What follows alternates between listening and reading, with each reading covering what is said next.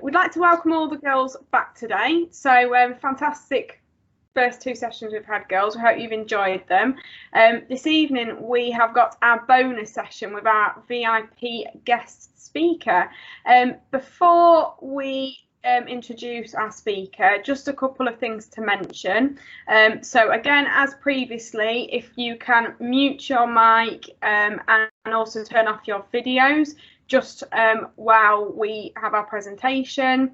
Obviously, when we go to questions and answers, if you can unmute and unclick your mic, that would be brilliant. Again, as with the previous session, if you can use the chat function to ask your questions, and then when we get to the Q&A, we will ask you to speak up and share your questions. Just to mention, hopefully you've all seen the email, but tomorrow's night session, unfortunately, we've had to postpone it to Wednesday the 19th. Our presenter tomorrow night is not very well, so unfortunately we've had to change that, but hopefully you can all, or as many of you can make that Wednesday the 19th of May. I'm now going to hand over to our Golf Foundation Chief Executive, Brendan Powell, who's going to introduce this evening's session. Thank you, Stacey. Good evening, girls. It's really brilliant of you to make it for this bonus session, and I'm sure we're going to make it very worth your while, or certainly our special guest is. I know you had a fantastic week last week with the guest speakers, and really enjoyed that, and the feedback's been superb. So we were spoilt really for choice, but we were very keen to get a sort of high profile VIP to speak to as a bonus, and I'm delighted tonight to introduce Inci Mehmet, who is joining us, who you can all see, who most of you will know is a golf analyst and pundit for Sky Sports Golf. She also plays golf professionally on the Ladies European Tour. Just in terms of a little bit of background, she was introduced to golf at the age of 4. She was the youngest ever ladies club champion at Wentworth at the age of 14. And she was, her rookie year on the Ladies European Tour was in 2017. So she's achieved a huge amount already. What's fantastic, and I'm going to be really interesting to hear from Inci tonight, is how she balances both her playing career as she continues to play on the tour, as well as a blossoming media career. So I won't, and she's just about to play in the Rose Series, I understand, as well. So it's my pleasure to introduce Inci. Thank you, Brendan. So I must admit, I'm pretty new to Teams. I'm trying to share my presentation that I put together. And I also haven't made a presentation over about 10 years. So it's as simple as it gets. Can we all see? I'm assuming I press, is it this one? Present online or from beginning? That's the one from beginning. How's that? Yeah, that's it. Yeah, awesome. So I guess you can't see me at the same time. Is that correct? You might be able to be seen at the bottom of people's screens. So okay. Yeah, just a well, smaller, cool. Well, I'll just get cracking really. So you know, thank you to you guys at the Golf Foundation and Brendan, Stacey, for asking me to come on to tonight. My goal tonight really is to just share a bit of insight with you guys and be as honest and open and transparent as possible. You know, I'm here to, I guess, support you, guide you with the experience I've experienced so far, and also give you a bit of encouragement. And then maybe towards the end, we could do a Q&A that we can save for later. So, like I said, a super basic presentation. I don't think I could bear staring at myself for that much longer. So I'm going to click on the next slide if that's okay with you. So actually, I might just put it back onto myself if that's all right. Stop sharing. Is that better? Just whilst we chat. Yeah, that's fine. You're fine. So, Inci Mehmet, I'm only 24 years old, and like Brendan said, I turned professional in 2017. So I'm an only child. My mum's brought me up single-handedly, and she's done an amazing job because she was working extraordinarily hard to make sure that I could do everything I wanted as a kid growing up. And I really just got introduced to golf because I was a very twitchy young kid. struggled to sit still, and I really wanted to get my hands onto everything. I played 4 instruments, the guitar, piano, violin, and the drums. You can see my little musical set here in the corner. So I loved staying busy. Played every single sport you can imagine: football, netball, swimming, a little bit of horse riding. So I was very lucky to be busy, and golf just happened to be one of them. So for me, the reason why I chose golf was because I really enjoyed it, but also I had a role model growing up who happened to be Tiger Woods. And then I'll just go back onto my little PowerPoint here. And I really wanted to share with you guys this YouTube link. And I like this video because I find it very relatable, watching it back to kind of how I view Tiger. Can you see this YouTube link, by the way? It's still on the presentation right now. Okay. La la. If you need sound as well, you might need to make sure that you've selected use audio or something when you share your screen. Okay. How does this look?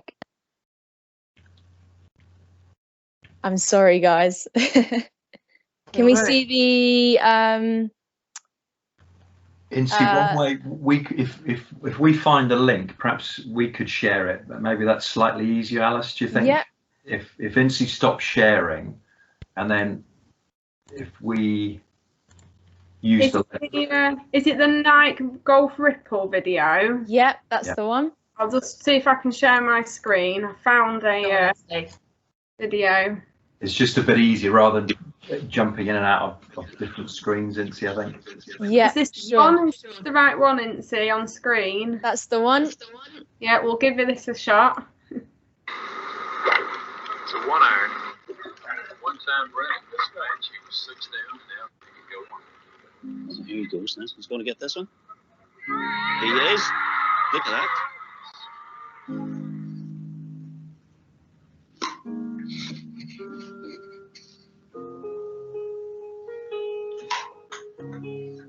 They're all going to be wearing red jumpers on Sundays now. Since history this week, quite remarkable. Right, that's it. I can't even see that one. Oh, just a couple more.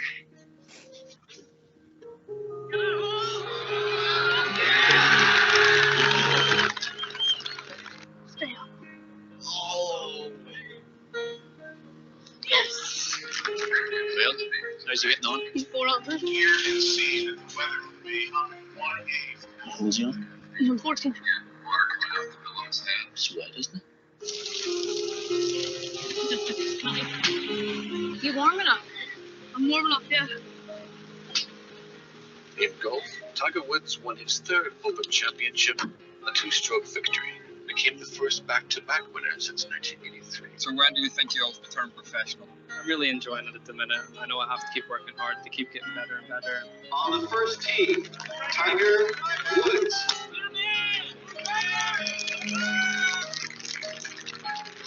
From Northern Ireland, Rory McIlroy.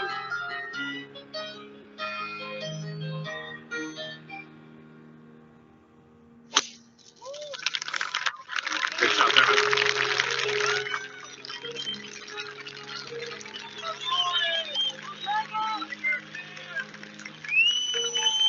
Awesome.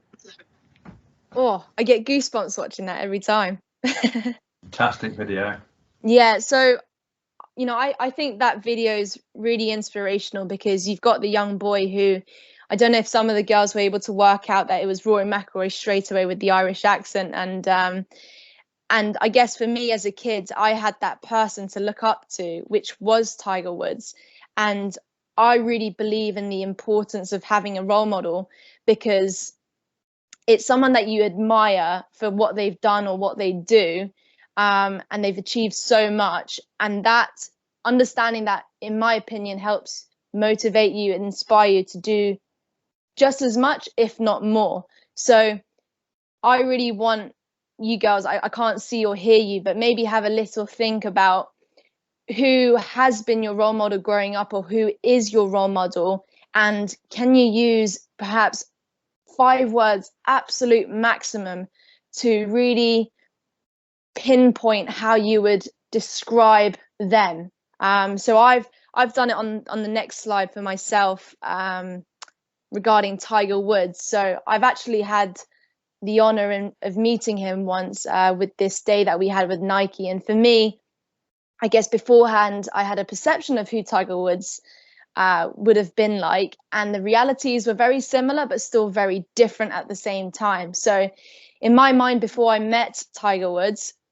and he still is incredibly mentally strong, I've also perceived the way he approached the game to kind of training rather than practicing. Obviously, we can spend a lot of time practicing and going through the movements of things, but I really feel as though, from what I've seen, through my screen, it really looks as though Tiger Woods is training and not practicing, and he does that both on and off the golf course to make himself mentally strong. Another word that I would use to describe him is probably unstoppable. For me, I think he's someone who's achieved incredible greatness. He's broken multiple records, so that's naturally an inspiring component. And also, he's changed the image of golf for me. He's modernized it. He's really made it quite athletic. He was the first person to really spend a lot of time in the gym. I remember when we met on this day, in the photo on the right, he was telling me how when he was about 20, he used to run, I think 5 miles a day. And I'm not saying that's what everyone should do, but he was incredibly disciplined, and he made the sport athletic, which I thought was very cool. The 4th word is unique. Yes, he's achieved extraordinary things. And after meeting him on this day, that's when I noticed that he was such an ordinary person, which is quite bizarre, because he was almost like a godlike figure to me. And it was amazing to see how human he is, but he has just achieved extraordinary things. And that's, in my opinion, because he's so unique and he's always thought outside of the box. So point number 5, it's the best way to summarize Tiger Woods, in my opinion, my role model, which is that in my eyes, he is superhuman. This was just a little point. So in my opinion, I think attitudes carries you through so much further than talent alone. I've spent a lot of my, I guess, junior days knowing I was relatively talented and worked incredibly hard, but eventually those that work harder than you with great attitude can easily eventually catch up. So you've got to do it for the journey, for the love of things. And that's one thing that I've learned over the years, that you've got to play for the right reasons, and there'll be highs, there'll be lows. But as long as you kind of set your goals, you'll be on your way there. So I also just wanted to share with you guys, in the past few years, I guess from the day I picked up golf until now, turning professional and doing a bit of media on the side, reflecting what were my key goals, or what are my key goals so far. Sorry, key lessons so far. And from a very young age, I was always very ambitious. And I said this to Stacey in a call last week. I just mentioned how I used to have a vision board where I went to B&Q and went to the scrap section and just asked for a plain chipboard. I think it was about £2. And I used to stick images or articles or anything that I kind of set my eyes on that I wanted to achieve. So I had photos of this school that I wanted to attend, where I eventually got my scholarship. I stuck a European tour card badge on, where I eventually earned my tour card. So this board for me was a visual and physical object, which helped me set goals and also have aspirations to work towards. So I found having that vision board super useful.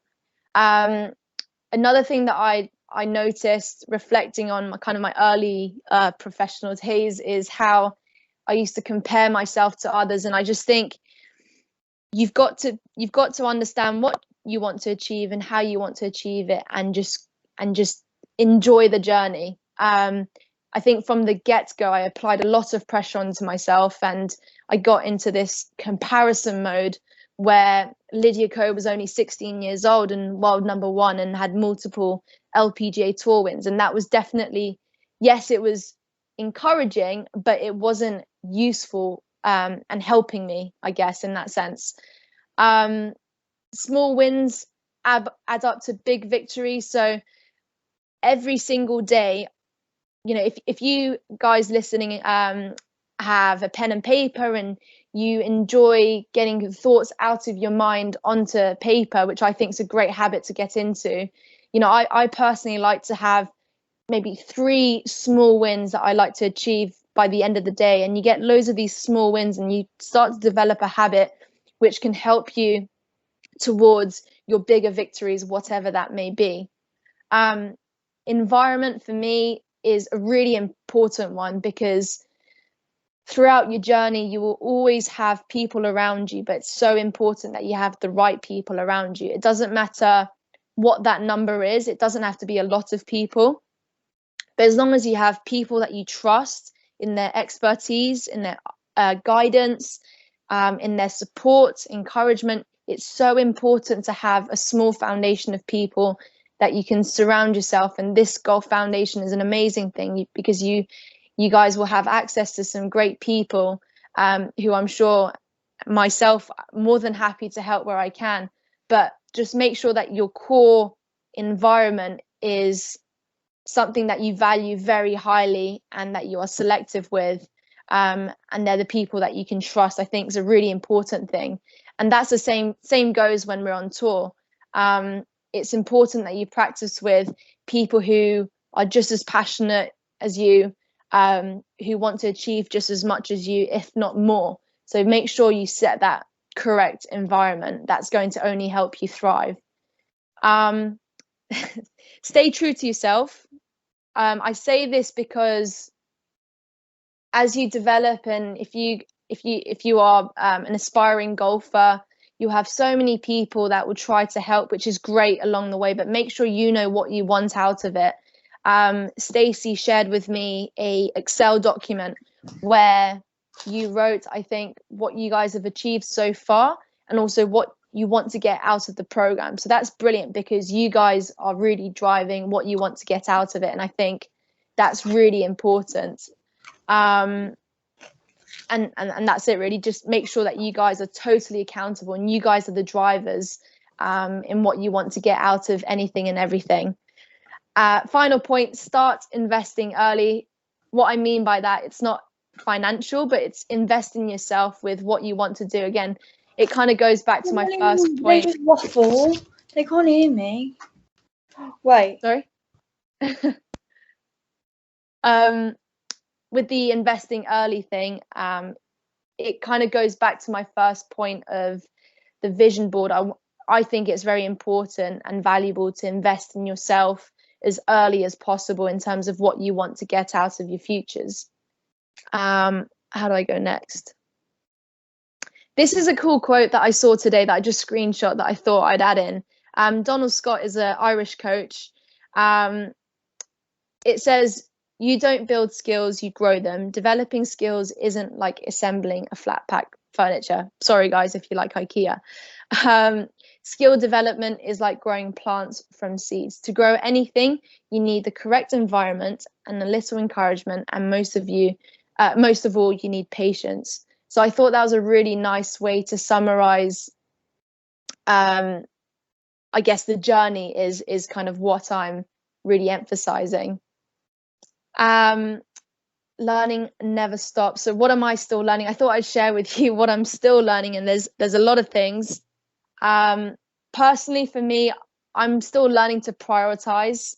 I feel as though that I'm someone who likes to do a lot of things, but I'm aware that I don't want to cut myself too thin. So yes, you might want to achieve 10 different things, but if you put them in order, that really makes a difference. I read a book on habits, and so again, I think habits is a really valuable thing to value. it's great, obviously, to have good habits, but it's also just as important to identify the bad ones. And to make a difference with your bad habits, you've got to identify the cue that triggers it, and then if you want to change your bad habit, you've got to replace it with better ones. So that's how you change a habit in short terms. The 60-second rule and the rocket countdown is something that I read, I think.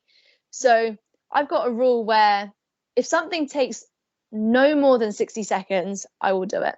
So, you know, if the bins need changing, this is an awful example, but if the bins need changing, I know it's going to take less than 60 seconds. So I'll change it.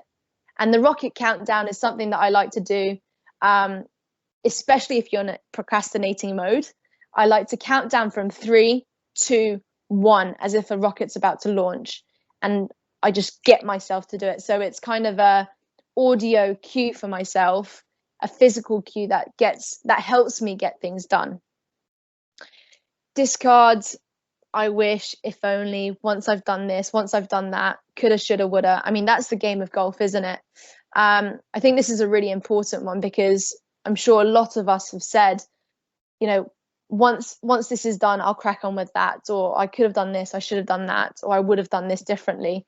I think you've got to understand, forget what I wish and just do. I'm still trying to really implement this into what I do with everything I do.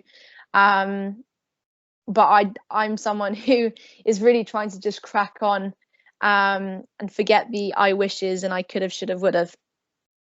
Remain incredibly curious is something that I really like, because when you have that childlike kind of curiosity, I think that's really beneficial, because knowledge is power, and the more curious we are, the more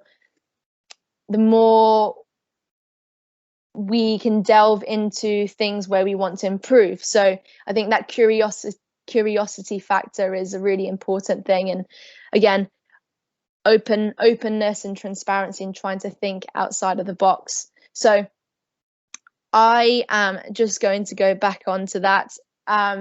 So just to summarize, really, I think I really wanted to share with you girls, I guess, what I've learnt over the years and what I'm still trying to learn on. I think it's really important that we're aware of that.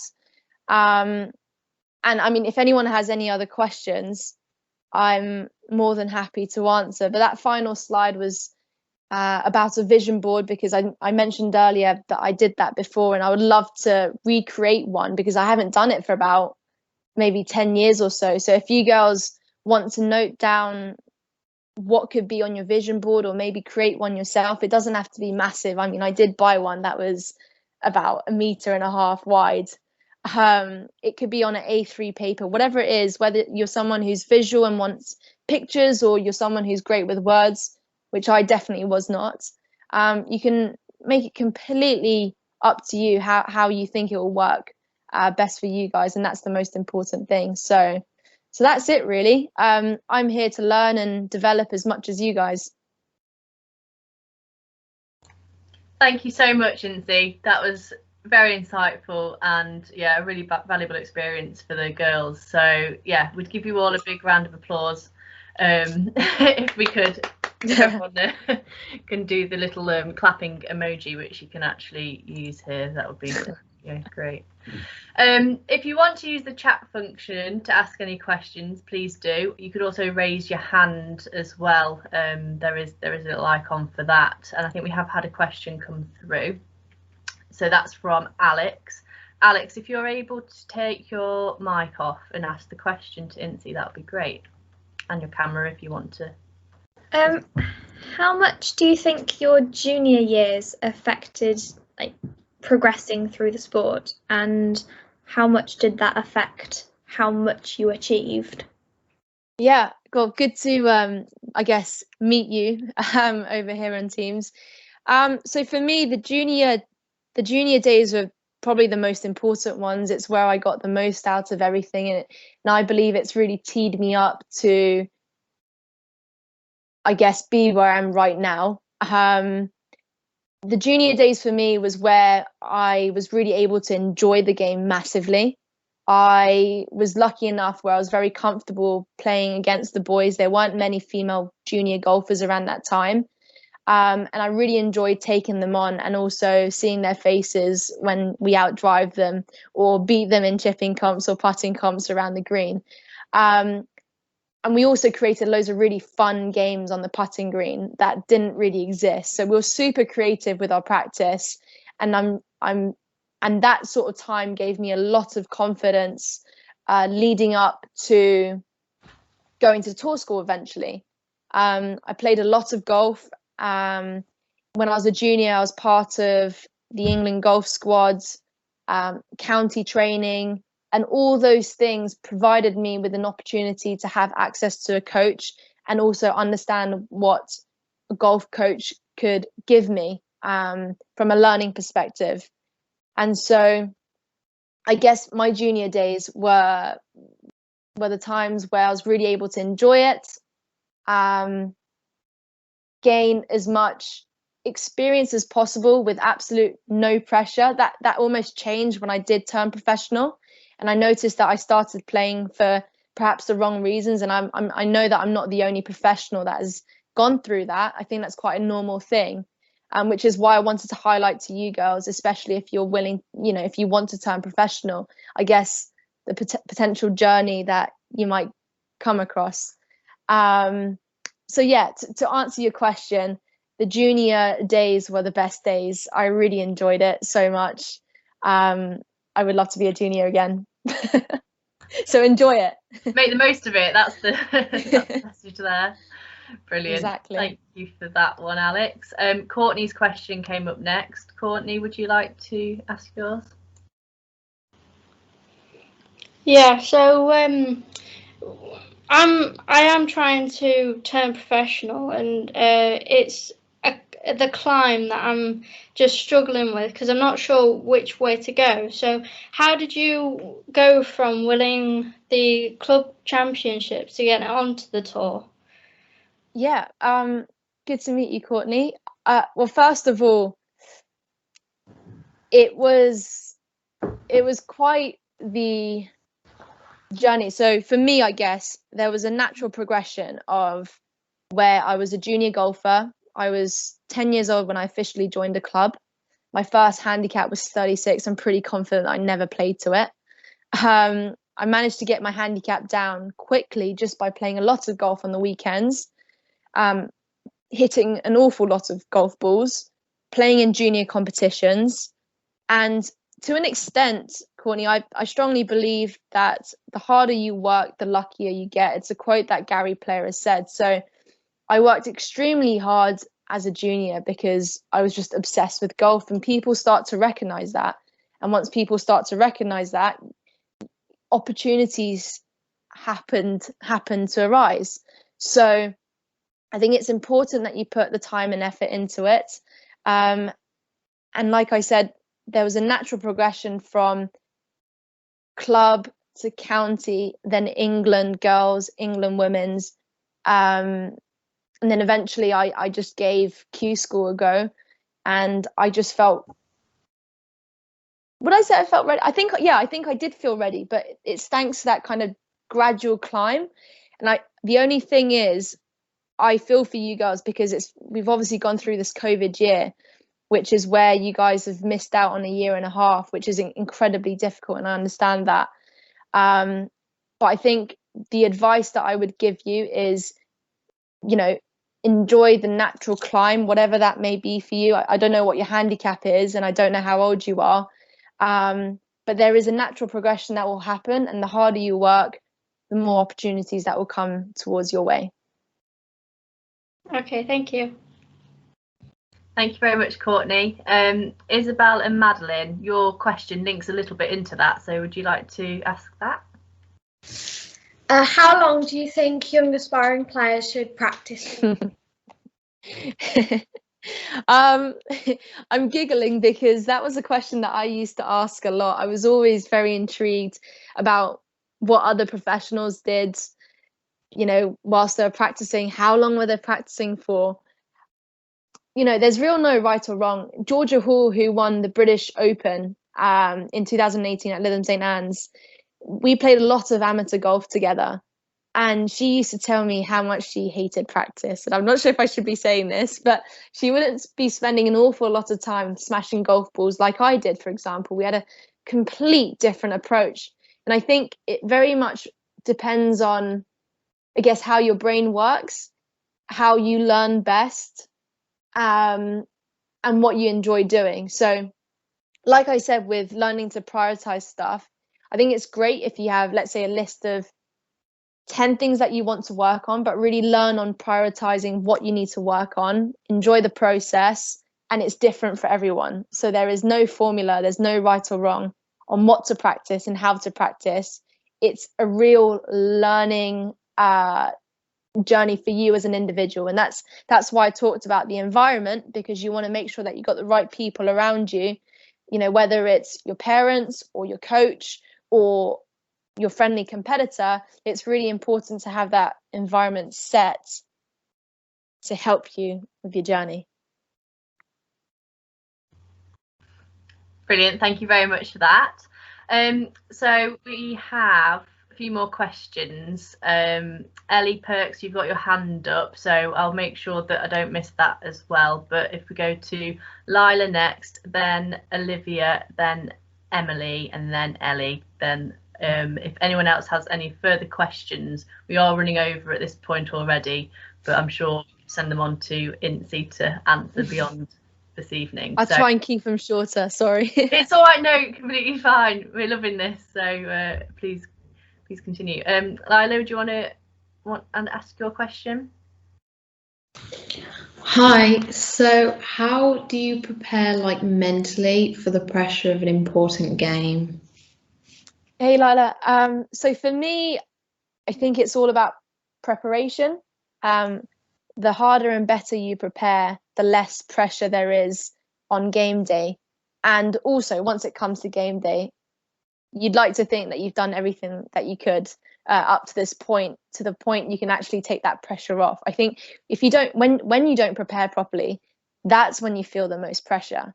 So in preparation to game day, I would say prepare hard, prepare smart, prepare well, and hopefully you should give yourself the best chance in performing well on game day. Brilliant, thank you very much for that. We did a little bit on visualization as well a couple of sessions ago, and sort of being able to visualize the best outcome of your day and sort of see that through. And I think a few sort of have spoken about how important that can be too. So yeah, thanks for sharing that. I think just on that, if you don't mind, real quick, there was a video that I saw on Michael Phelps once, and apparently he used to every single night before bed visualize that dive into the water. And so personally, I find it very useful to have a good start at a round of golf. So that first tee shot's a very important thing. So maybe even visualizing your first tee shot, or how you're going to walk up to the tee box. Are you going to walk slowly? Are you going to walk strong with your chest up? What number golf ball you're going to use? Visualize everything in detail leading up to that first tee shot. I think that's a really powerful thing, because if you do that every single night, you're going to instill that into you, aren't you? So I think that's a really cool point that you've made. Brilliant. So next we've got Olivia. Are you there, Liv? I'll ask the question. Oh, there she is. Yeah. Hi. I just wondered what you did after sixth form. Did you go to sixth form? Or did you go to college? And then how did you find America? Is that something that you did, or did you like it? Yeah. So I personally didn't finish sixth form, and I didn't go to college in the States. However, I did have a lot of friends that did go to university in America, where they do provide a lot of scholarship programs. And again, I think it's very individual. I get a lot of juniors asking me, should I go to the States? Should I not? I personally wanted to leave school and just crack on with the golf. I wanted to turn professional, and that's all I had in my mind. Whereas other friends of mine, they love the fact that they took up the opportunity of going to America, because there are amazing scholarship programs out there that do provide you with an opportunity. And also the weather's a lot better. The facilities will be great. You're surrounded by a team, which is quite unusual for an individual sport. And another kind of little top tip, when you're looking at universities in America, people always say, look at how good their American football teams are, because the better the American football teams, the more money the university has, so the better the opportunity too. So that's a little sly thing that not many people think about. But in general, I would encourage going to the States if you want to go to university and if you want to take up golf. But in my experience, school wasn't really for me, and I don't regret it either. So there are plenty of opportunities out there in the States. Hope that helps.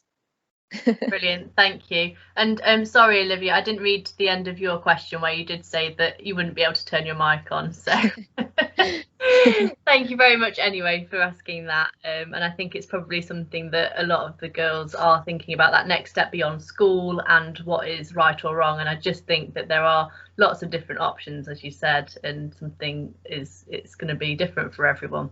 But yeah, seek out all those opportunities and do your research. But brilliant. So two more questions. We'll go Emily next, please, and then Ellie. Hiya, you said earlier about when you were a junior you played like loads of different sports. How are you able to manage your time so well? I think the first thing is to say thanks to my mum. She did an amazing job being my chauffeur as an 8-year-old, probably. I also remember having a piano lesson on a Wednesday before school, and then I go to school, have a guitar lesson at lunch, and then have football academy afterwards or something.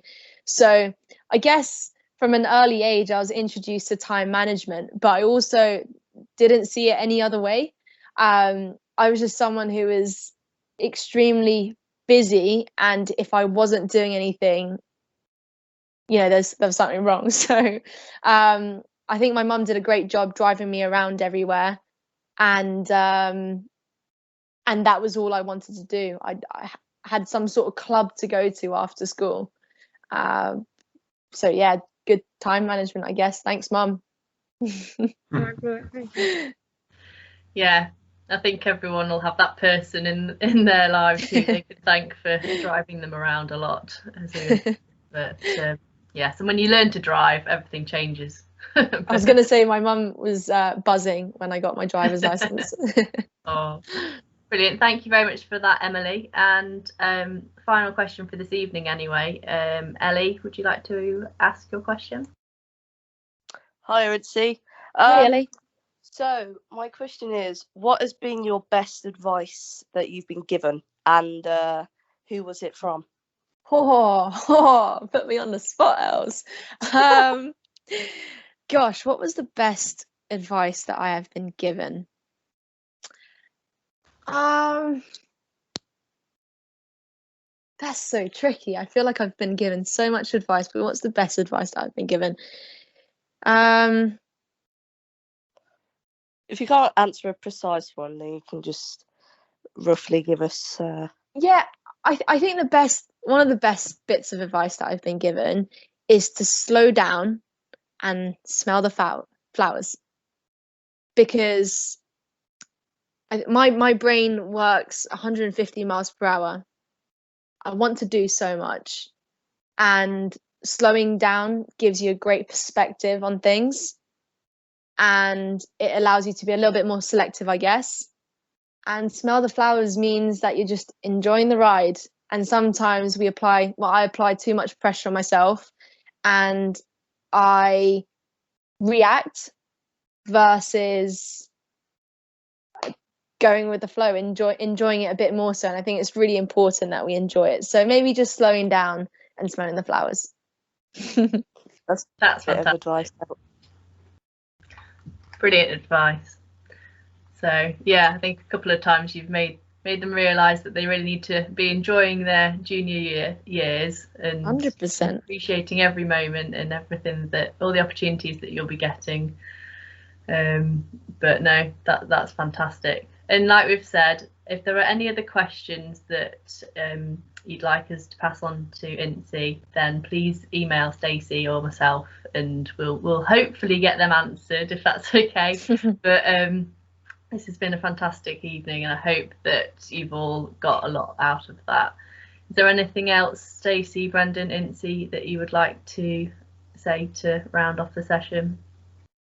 I'd certainly like to thank Inci, but Stacey, is there anything you'd like to say first? Sorry, technical. No, just to say thank you so much, Inci. That's been amazing. I think so inspiring to hear your story, your advice, your guidance, everything that you've been through is so valuable. I've certainly got a lot from it, as I'm sure the girls have, as Alice and Brendan have as well. So thank you so much for giving your time up this evening. Not at all. I'm sorry my presentation skills wasn't up to the top standards, but I just wanted. Don't worry. It was wonderful, really good. And I really like how you're very visual, and I think that's what you brought, and how you presented as well today. So thank you very much. Thank you. Yeah, from my perspective, Inci, thank you so much tonight. You've really let us in to your world and the way you think. And you know, you talk about Tiger Woods being a great role model, and I could hear the passion in your voice and the emotion when you talked about that. But I think you're demonstrating a lot of his qualities, that mental toughness and unstoppable. Because you know, at the age of 24, to be doing as well as you are with a playing career and your TV career is amazing. And you gave us a great demonstration at the end. I think it was Ellie's question about when she asked you a really quite searching question, and you slowed down and you really took it in, you thought about it, and you kind of, you know, as you said, enjoyed the challenge of it and came back with a great answer. So there's so much here. I would say to the girls, it's well worth watching this again, because there is so much in there. I mean, a lot of what you said echoes with me in terms of enjoying your journey. You know, sometimes it doesn't always smell of flowers, and it can be quite challenging being a leader and being a manager, but actually you've got to always enjoy the journey, whatever it throws at you, and never stop learning. Totally agree with that, Inci. And you know, that's one of the greatest skills I think you can have, to really embrace the journey and keep on learning, be open to new ideas and new challenges. So thank you so much for tonight. It's been brilliant. Yeah, no, I really enjoyed it. I do hope it was useful. If you guys want to reach out personally, just message me on Instagram or anything. That's probably the easiest way to go about it. Happy to help in any way, and that's it really. I'm just happy to help. Just really hope you guys enjoy the journey, and make good progress moving forwards. Inci, can I ask one other question? Sorry, just to finish with, because I know we've fired them in at you tonight, but obviously the leadership course is not necessarily about becoming a better golfer. It's about helping the girls to become future leaders in golf, you know, but outside of golf as well. So how have the skills you've learned on a golf course, how have they helped you in your TV career? So I think that's a really interesting question, because everything that I have done off the golf course, or literally everything that has influenced me off the golf course, has affected me on the golf course. So whether it's my approach to a challenge, or being in a situation where it's unfamiliar territory in terms of it potentially being a new experience or something that I've never done before, or something doesn't quite go to plan, whether, for example, in the media world, we have technical glitches, the microphone doesn't work and we're about to go live in 10 seconds, or on the golf course when you walk up and your ball is in a plugged lie. You know, things don't go your way all the time. So I think that your approach off the golf course heavily affects you on the golf course, so for me in the media world too. So that's where I kind of revert back to my presentation talking about attitude, because I think that has so much more value than the talent alone, whether I'm playing golf on the course or, you know, presenting something or asking a question on the TV. So I think that approach and that attitude that we carries us through on and off the golf course. So that leadership program is so valuable. Well, you demonstrated that beautifully tonight, so thank you so much. No, absolute pleasure. Thank you. Yeah. Over to you, Stacey and Alice. Thanks so much, Inci. That's been brilliant, and I think that's awesome that you've offered to, you know, speak with the girls if anyone wants to connect with you, get in touch further. That's been brilliant. So thank you so much. Your story's so inspirational. It's brilliant to hear it. So thank you. Thank you very much for having me. I can hear my dog eating outside the room now. He's been starving all day. We'll give you. We'll finish off with a virtual round of applause. Thank you. No, thank you. That's been awesome. So, girls, just to round up. So, just a reminder: if you haven't managed to do your tasks from session 1, if you can get those finished off, please keep sending through your photos. I don't know how your balloons are doing. Mine's been having a bit of a sleep. This is Ian, my coach. So that's shrunk a bit. I've seen a few photos from girls. I don't know if any girls have got their balloons to show and want to pop them on screen at all. What's the meaning of the balloons? They needed to show that they could look after their balloon for the duration of the leadership program to be a responsible leader. That's Emily, awesome. Oh, Alex has got hers as well. And these are already 2 weeks old. Mine's showing it. They've stayed pretty full. No way. Oh, Lily is bringing hers on. Who was yours again, Emily? Just remind us. Sarah Walton, the professional at Belton Park. So, yeah. And Alex has got hers. Oh, Liv brought hers on. Small one. I'm really impressed. Really impressed. Apparently, and oh, that's a shame. There has been a dog that's popped Imogen. So yeah, Imogen's popped by her dog. Can I say that my equivalent is Dory over here? This is Dory, my plant. Ah. And I'm a very bad plant keeper, and I'm trying to keep her alive. So that's my Dory. Brilliant. That's the next step. Beyond balloons, you've got to keep a plant alive. Yeah, maybe. Yeah, maybe that's the next step. And you got to name them too. Thank you for sharing those, everyone. Livia's just had hers on the screen. Apparently, this is me. Do you want to show me yours, Liv? Get it on screen again one more time. Oh yeah, that's Stacey. That's brilliant. Yeah. Love it. It's brilliant.